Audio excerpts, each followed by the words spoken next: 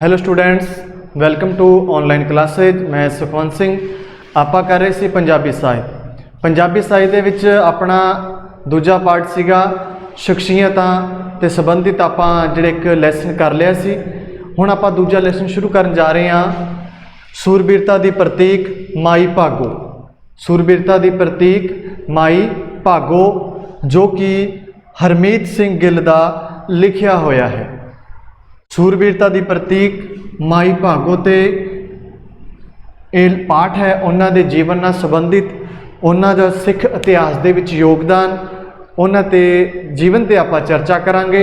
उन्होंने सिख इतिहास के विच कितना योगदान पाया, कितनी महत्ता है, अज उन्होंने आप याद करते हैं, किस गल करके उन्होंने याद किया जाता है। उन्होंने सारिया गल्लां ते आप चर्चा करांगे।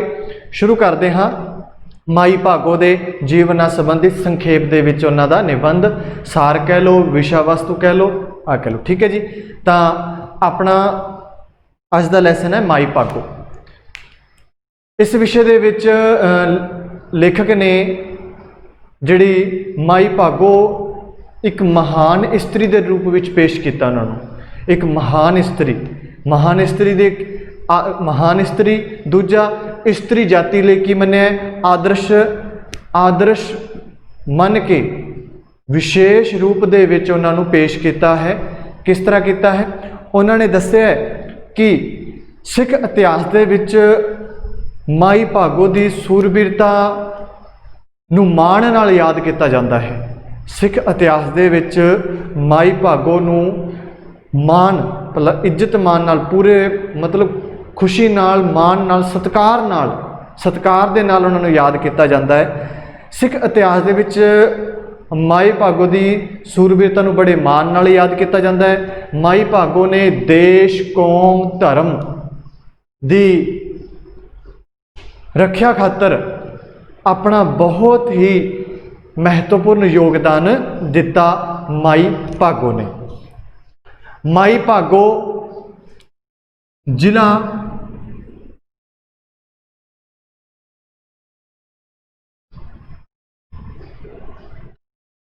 तरन तारण दे पिंड झबाल, पिंड का नाम है जी झबाल। माई भागो जिहड़ा जिला पंजाब का जिला है, तरन तारण प्रसिद्ध जिला है, उसका जिहड़ा पिंड है झबाल दे प्रसिद्ध चौधरी, उस समय के जिहड़े प्रसिद्ध चौधरी सन ऐबल खैर। ऐबल खैर दे परिवार विचों सन। ऐबल खैर दे परिवार मतलब ऐबल खैर से उन्होंने पुराने बजुर्ग सन, उन्होंने वंशज से कौन? माई भागो। माई भागो दा जन्म मालू शाह दे घर होया। माई भागो परिवार विच इकल्ली धी होने करके, इकल्ली एक धी होने करके इन्हां नूं कहा जांदा सी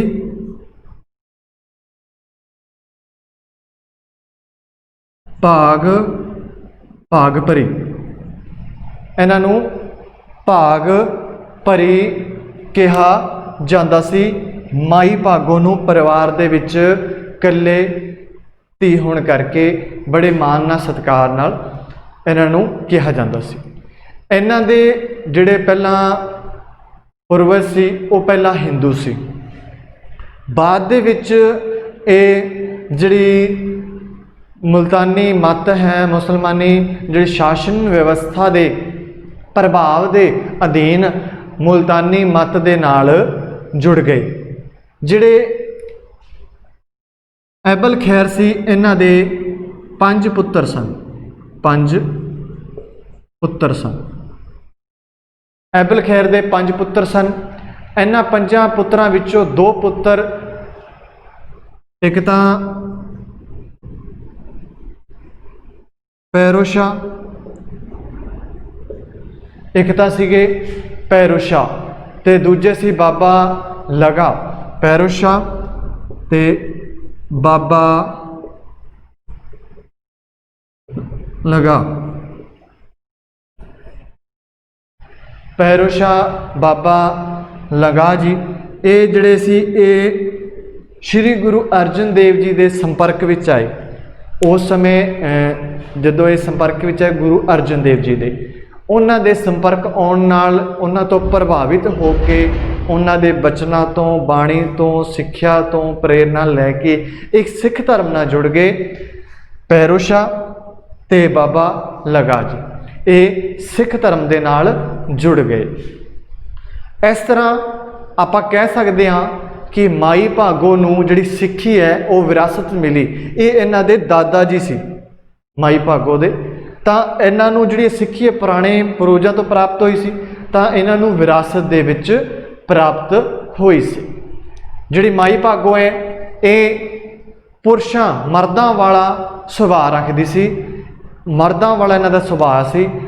ये हिम्मती ते निडर सी, किसी भी चीज़ तो डरदे नहीं सी, हिम्मत वाली एक औरत सी, किसी तो डरन वाली नहीं सी। माई भागो दे पेका पिंड जिहड़ा आपां पेकियां वाला पिंड है, पेका पिंड किहड़ा है? पेका पिंड है चबाल। पेका पिंड कई विद्वानों का कहना है कि जो भाई वीर सिंह कहते हैं इन्हां दा पेका पिंड की है चबाल, तो इन्हां दा सोहरा पिंड की है पटी।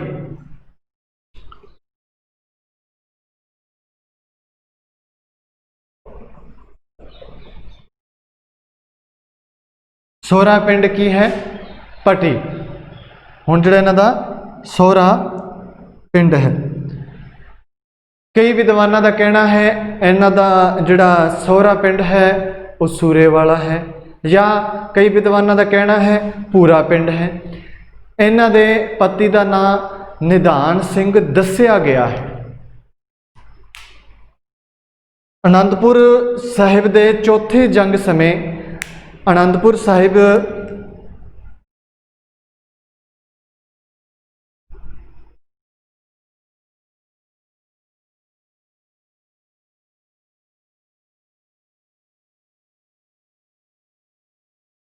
आनंदपुर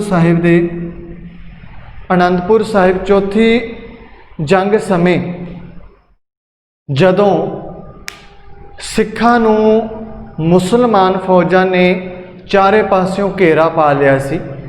आनंदपुर की जिहड़ी चौथी जंग की आपां गल कर रहे हैं भी उस समय हिंदू ते मुसलमान ते सिखां दा आपस दे विच जिहड़े जंग है युद्ध है वो चलते सन। जिहड़ा चौथा युद्ध सी आनंदपुर दा, चौथे युद्ध समय सिखां नूं मुसलमान फौजां ने चारे पासियों घेरा पा लिया।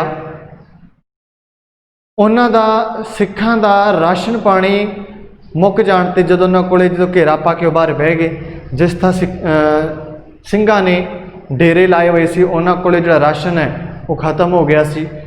भुख तो तंग आके, भुख तो भी कई दिनों रहे भी पर वो तंग आके माझे दे कुछ ਸਿੰਘਾਂ ने बेदावा की लिखिया बेदावा, माझे दे कुछ ਸਿੰਘਾਂ ने बेदावा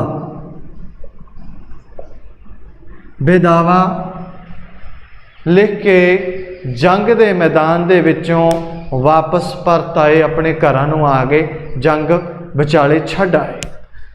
उस समय जदों माई भागो नूं इस गल दा पता लग्या तां उन्हां ने घोड़े ते सवार हो के हत्थ दे विच तलवार फड़ के जंग दे मैदान दे विच जाण दा मन बना लिया। ते जो सिंह जंग दे मैदान चों वापस आए सन उन्हां नूं घरे रह के हत्थां विच चूड़ियां पा के बहन लई कहा माई भागो ने भी तुसीं घरे बैठो हत्थां विच चूड़ियां पाओ। माई भागो ने अपने नाल होर सिख बीबियां नूं लै के जंग के मैदान दे विच जाण दा फैसला लिया। जदों ये गल्लां सुनियां कि माई भागो ने उन्होंने कहा कि तुसी चूड़ियां पा के घरे बह जाओ, असी जावांगियां जंग के मैदान दे विच, तां उन्हां सिंघां दा जिहड़ा जमीर सी वो झंझोड़िया गया। उन्हां दा जिहड़ा जमीर सी वो झंझोड़िया गया। वो मुड़ जंग लई तैयार हो गए। उन्होंने जंग के मैदान दे विच जाण दा दोबारा फैसला कर लिया। जिन्ने सिंह आए सी वो सिंघां ने भाई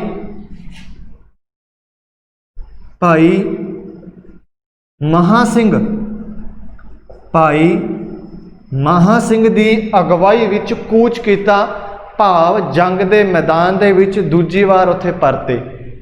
जंग के मैदान दे विच वो दोबारा उत्थे पहुँचे जंग करन लई।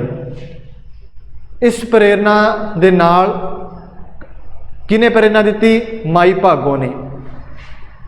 वो मुसलमानां नाल जंग करते हुए खिदराणे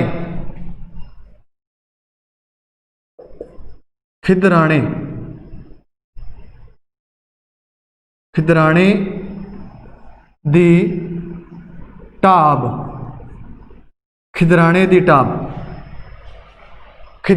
ढाब च उन्होंने शहीदी प्राप्त कर ली।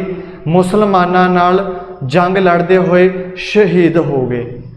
नाल माई भागो भी उस जंग के मैदान दे विच मुसलमानां नाल जंग लड़ रही सी। माई भागो भी जंग करदियां जख्मी हो गई सी। सिंघां ने माई भागो नूं उत्थों नाल लैके ले आए ते दमदमा साहिब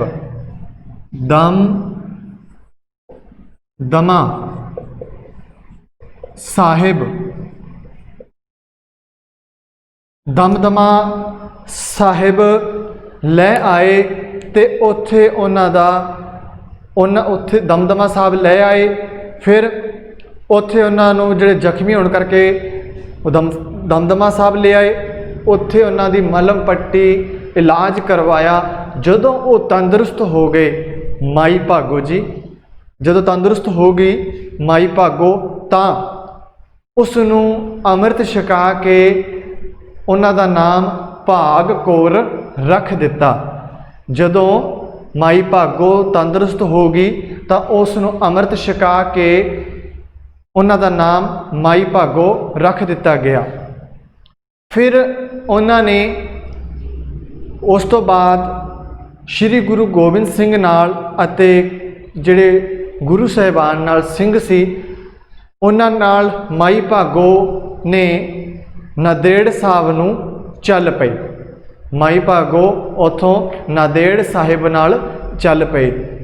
गुरु जी दे ज्योति जोत समाउण तो बाद माई भागो ने बिरद दे एक स्थान बिदर, एक स्थान है बिदर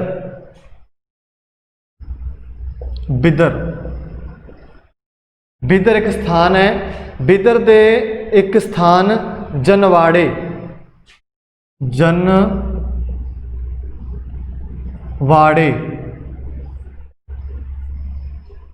जनवाड़े विखे अपना टिकाणा बना लिया।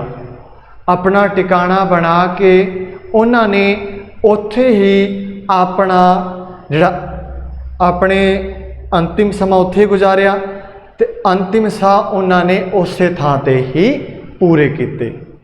माई भागो की याद विच तप अस्थान माई भागो बनाया गया है। अते उस तो बाद हजूर साहिब नांदेड़ साहिब विखे माई भागो बुग्गा माई भागो का स्थान बनाया गया है। ये सी माई भागो जिन्हों सिख इतिहास दे विच बड़े मान नाल बड़े सत्कार दे नाल याद किया जाता है, जिन्हां ने बेदावा दे के आए सिंघां नूं उन्हां दा जमीर नूं झंझोड़िया, उन्हां नूं मुड़ जंग दे मैदान दे विच जाण दी प्रेरणा दित्ती। उन्हां दी प्रेरणा सदका सिंघां ने जाके युद्ध किया ते खिदराने विखे शहीदियां प्राप्त कीतियां। ये सब जो होया वो माई भागो दी ही करके, इसलिए माई भागो नूं इतिहास दे विच बड़े मान नाल याद किया जाता है। ये सी अपना माई भागो दा जिहड़ा सार विषय वस्तु छोड़ दे विच उन्हां निबंध ते चर्चा जो आपां हुणे कीती। हुण आपां करांगे माई भागो पाठ दे प्रश्न उत्तर।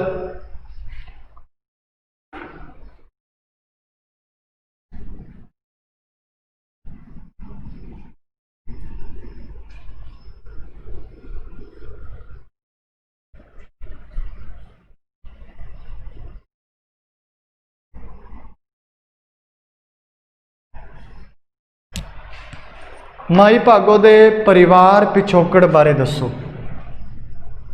पहला माई भागो दे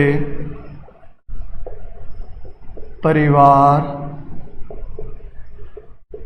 पिछोकड़ बारे दसो। माई भागो दे परिवार पिछोकड़ बारे दसो। माई भागो पंजाब दे जिले तरन तारण दे पिंड चबाल दे प्रसिद्ध, जिला किहड़ा सीगा? तरन तारण।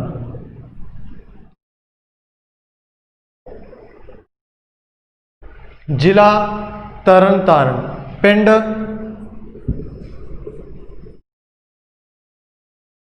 चबाल। किन्हां दे परिवार नाल संबंध रखते सी? ऐबल खैर। किन्हां दे घर होया? मल्लो शाह। बचपन च नाम?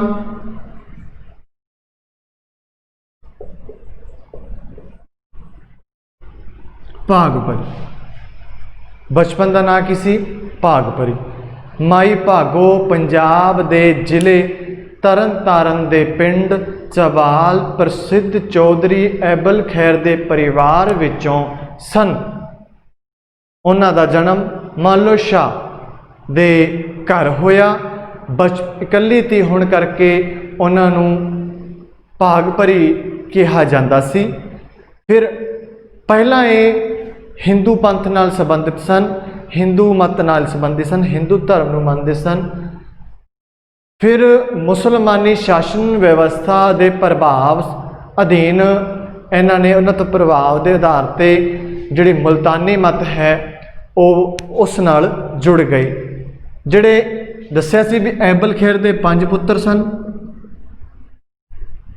उन्हां विचों जिहड़े 2 सी, एक तो सी पैरो शाह, एक सी बाबा लगा जी। बाबा लगा ये दोने श्री गुरु अर्जन देव जी तो प्रभावित होके उन्हां दी गुरबाणी, उन्हां दा कीर्तन, उन्हां दी सिक्ख्या, सोच विचार उन्हां तो प्रभावित होके ये दोनों सिख धर्म नाल जुड़ गए। ये इन्हां दे माई भागो जी दे दादे पड़दादे परिवार चों सीगे। तां जिहड़ी सिक्खी है ये माई भागो नूं विरासत विच मिली है। गुरु अर्जन देव जी संपर्क होने कारण पैरो शाह ते बाबा लगा ने सिख धर्म नाल जुड़ गए। सिख धर्म दे नाल जुड़ के उस तो बाद इन्हां ने माई भागो सी वो सिक्खी नाल जुड़े रहे। इन्हां दा परिवार सिक्खी नाल जुड़िया होया सी। फिर है अपना दूजा प्रश्न, भाई वीर सिंह माई भागो दे जीवन बारे संबंधी किहड़ी जानकारी दिंदे हन? भाई वीर सिंह ਇਹ ਤਾਂ ਸੀ ਉਹਨਾਂ ਦੇ ਪਰਿਵਾਰ ਪਿਛੋਕੜ ਬਾਰੇ ਵੀ ਤਰਨ ਤਾਰਨ ਦੇ ਜ਼ਿਲ੍ਹਾ ਝਬਾਲ ਦੇ ਰਹਿਣ ਵਾਲੇ ਸੀ, ਉਹ ਕਿਹਨਾਂ ਦੇ ਵੰਸ਼ਜ ਸੀ। ਤਾਂ ਹੁਣ ਆਪਾਂ ਗੱਲ ਕਰਾਂਗੇ ਭਾਈ ਵੀਰ ਸਿੰਘ ਮਾਈ ਭਾਗੋ ਦੇ ਜੀਵਨ ਸੰਬੰਧੀ ਕਿਹੜੀ ਜਾਣਕਾਰੀ ਦਿੰਦੇ ਹਨ। ਭਾਈ ਵੀਰ ਸਿੰਘ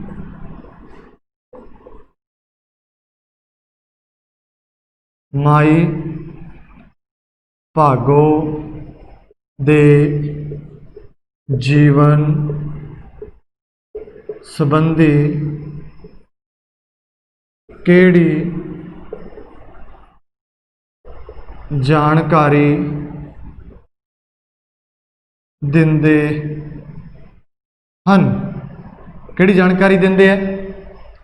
ਭਾਈ ਵੀਰ ਸਿੰਘ ਜੀ ਨੇ ਆਪਣੀ ਪੁਸਤਕ ਕਲਗੀਧਰ ਚਮਤਕਾਰ ਵਿੱਚ ਮਾਈ ਭਾਗੋ ਦੇ ਜੀਵਨ ਸੰਬੰਧੀ ਜਾਣਕਾਰੀ ਦਿੰਦੇ ਹੋਏ ਦੱਸਦੇ ਹਨ ਕਿ ਜਦੋਂ ਸ੍ਰੀ ਗੁਰੂ ਤੇਗ ਬਹਾਦਰ ਜੀ ਦੇ ਦਰਬਾਰ ਵਿੱਚ ਸ੍ਰੀ ਗੁਰੂ ਗੋਬਿੰਦ ਸਿੰਘ ਜੀ ਨੂੰ ਗੁਰਗੱਦੀ ਸੌਂਪੀ ਗਈ ਤਾਂ ਉਸ ਸਮੇਂ ਮਾਈ ਭਾਗੋ ਆਪਣੇ ਪਰਿਵਾਰ ਦੇ ਨਾਲ ਆਨੰਦਪੁਰ ਸਾਹਿਬ ਵਿਖੇ ਆਈ ਹੋਈ ਸੀ। ਭਾਈ ਵੀਰ ਸਿੰਘ ਜੀ ਮਾਈ ਭਾਗੋ ਦਾ ਪੇਕਾ ਪਿੰਡ ਝਬਾਲ, ਪੇਕਾ ਪਿੰਡ ਝਬਾਲ ਤੇ ਸਹੁਰਾ ਪਿੰਡ ਪਟੀ ਦੱਸਿਆ ਹੈ। ਸਹੁਰਾ ਪਿੰਡ ਪਟੀ ਦੱਸਿਆ ਹੈ। ਸਹੁਰਾ ਪਿੰਡ ਪਟੀ ਦੱਸਿਆ ਹੈ। ਇਹ ਸੀ ਮਾਈ ਭਾਗੋ ਦੇ ਜੀਵਨ ਸੰਬੰਧੀ ਜਾਣਕਾਰੀ, ਜੋ ਕਿ ਭਾਈ ਵੀਰ ਸਿੰਘ ਜੀ ਨੇ ਆਪਣੀ ਜਿਹੜੀ ਪੁਸਤਕ ਹੈ ਕਲਗੀਧਰ ਚਮਤਕਾਰ ਵਿੱਚ ਦੱਸਿਆ ਕਿ ਜਦੋਂ ਸ੍ਰੀ ਗੁਰੂ ਤੇਗ ਬਹਾਦਰ ਜੀ ਸਾਹਿਬ ਦੇ ਦਰਬਾਰ ਵਿੱਚ ਸ੍ਰੀ ਗੁਰੂ ਗੋਬਿੰਦ ਸਿੰਘ ਜੀ ਨੂੰ ਗੱਦੀ ਸੌਂਪੀ ਗਈ ਸੀ, ਉਸ ਸਮੇਂ ਇਹ ਆਪਣੇ ਪਰਿਵਾਰ ਨਾਲ ਉੱਥੇ ਮੌਜੂਦ ਸਨ। ਤੇ ਫਿਰ ਇਹਨਾਂ ਨੇ ਭਾਈ ਵੀਰ ਸਿੰਘ ਜੀ ਨੇ ਇਹਨਾਂ ਦਾ ਪੇਕਾ ਪਿੰਡ ਝਬਾਲ ਤੇ ਸਹੁਰਾ ਪਿੰਡ ਪਟੀ ਦੱਸਿਆ। ਇਹ ਸੀ ਦੂਜਾ ਪ੍ਰਸ਼ਨ। ਤੀਜਾ ਪ੍ਰਸ਼ਨ ਹੈ ਮਾਈ ਭਾਗੋ ਸਿੱਖ ਇਤਿਹਾਸ ਵਿੱਚ ਕਿਹੜੀ ਘਟਨਾ ਕਾਰਨ ਯਾਦ ਕੀਤੀ ਜਾਂਦੀ ਹੈ?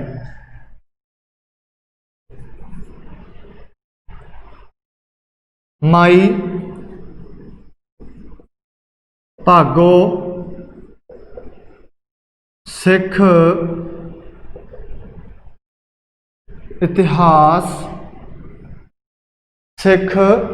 ਇਤਿਹਾਸ ਵਿੱਚ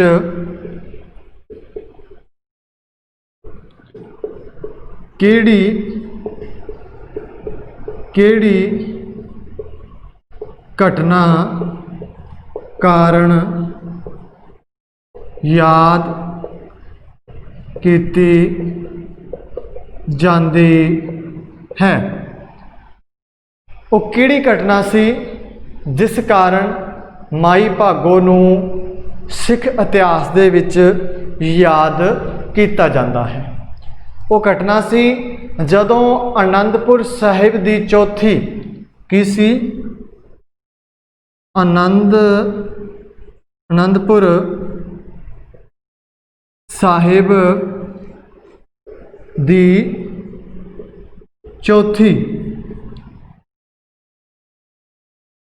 ਆਨੰਦਪੁਰ ਸਾਹਿਬ ਦੀ ਚੌਥੀ ਜੰਗ ਸਮੇਂ, ਚੌਥੀ ਕੀ ਸੀ? ਜੰਗ ਸੀ ਸਿੱਖਾਂ ਤੇ ਮੁਸਲਮਾਨਾਂ ਦੀ। ਚੌਥੀ ਜੰਗ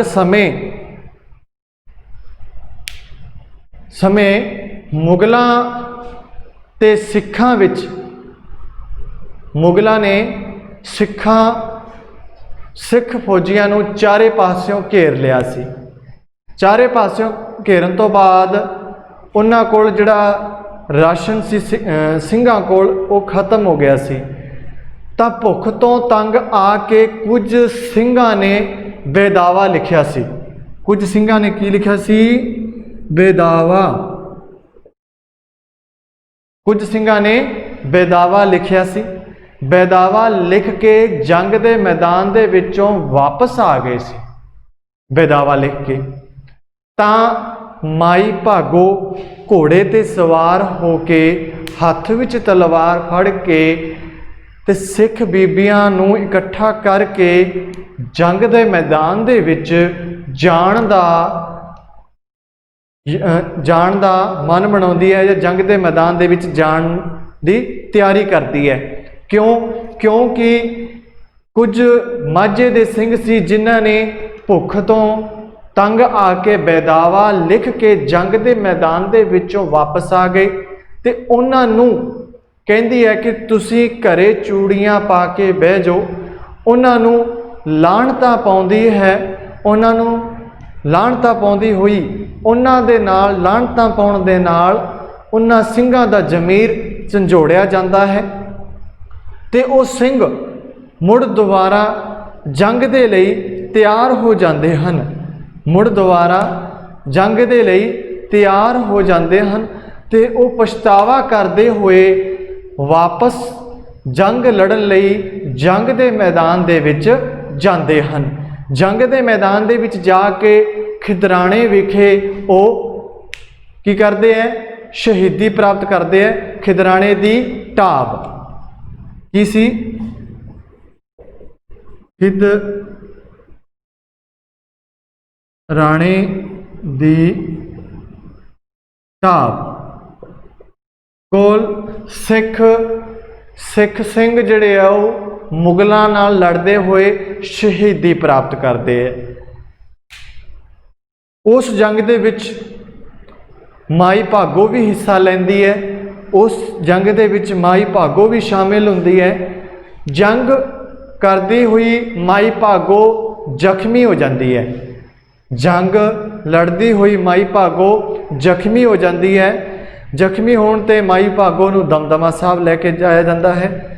तां मेन गल सी सिखां दा जिहड़ा जमीर नूं जगाउण वास्ते, उन्हां दे जमीर नूं झंझोड़न वास्ते जो माई भागो ने गल कही, कथन कहे, उन्हां नाल उन्हां दा जमीर झंझोड़िया गया।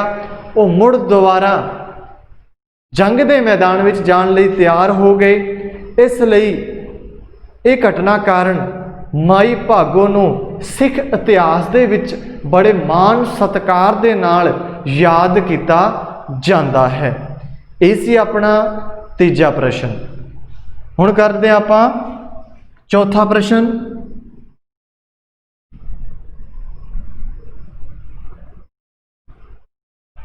चौथा है माई भागो दे अंतिम समय उपर टिप्पणी करो।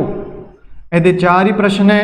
पंजवां प्रश्न निबंध का जिहड़ा सार है, जीवन मूलक, उन्होंने आपां माई भागो दे जीवन ते आपां एक झात मारनी है। भाव उन्होंने जीवन तो जीवन दे विच आपां नूं की सीखण नूं मिलिया है, की घटनावां कारण माई भागो दा सिख इतिहास दे विच योगदान है, वो आपां तुसीं अपने आप करना है। चार प्रश्न मैं तुहानूं समझा दिना है। माई भागो दे अंतिम समय उपर टिप्पणी।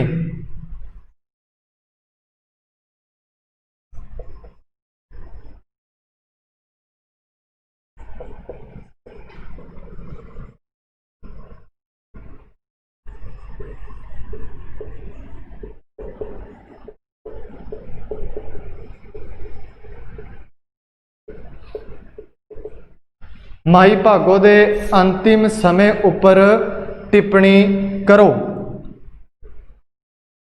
माई भागो दे अंतिम समय ते माई भागो आनंदपुर दे चौथे युद्ध तो बाद जो जंग हुई सी, जदों जंग दे विचों हिस्सा लैंदे है, हिस्सा लैण तो बाद वो जख्मी हो जाते हैं। जख्मी होने तो बाद उन्होंने दमदमा साहब लैके जाया जाता है। दमदमा साहब जाण तो बाद जदों तंदुरुस्त हो जाते हैं, उन्होंने अमृत छकाया जाता है।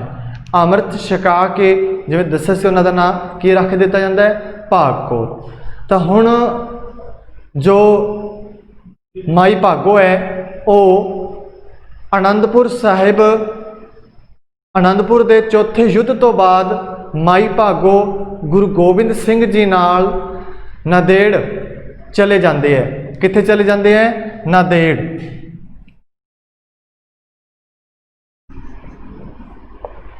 ਗੁਰੂ ਗੋਬਿੰਦ ਸਿੰਘ ਜੀ ਨਾਲ ਸਿੰਘ ਵੀ ਸੀ ਤੇ ਨਾਲ ਉਹਨਾਂ ਦੇ ਰਲ ਗਏ ਮਾਈ ਭਾਗੋ ਜੀ। ਮਾਈ ਭਾਗੋ ਉਹਨਾਂ ਨਾਲ ਨਾਂਦੇੜ ਚਲੀ ਜਾਂਦੇ ਹੈ। ਨਾਂਦੇੜ ਜਾਣ ਤੋਂ ਬਾਅਦ ਜਦੋਂ ਉਸ ਤੋਂ ਬਾਅਦ ਗੁਰੂ ਜੀ ਜੋਤੀ ਜੋਤ ਸਮਾ ਜਾਂਦੇ ਹੈ ਤਾਂ ਬਿੱਦਰ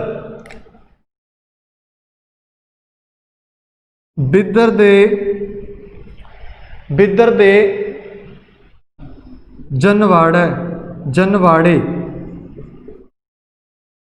ਜਨਵਾੜੇ ਨੂੰ ਉਹ ਆਪਣਾ ਟਿਕਾਣਾ ਬਣਾ ਲੈਂਦੇ ਹੈ।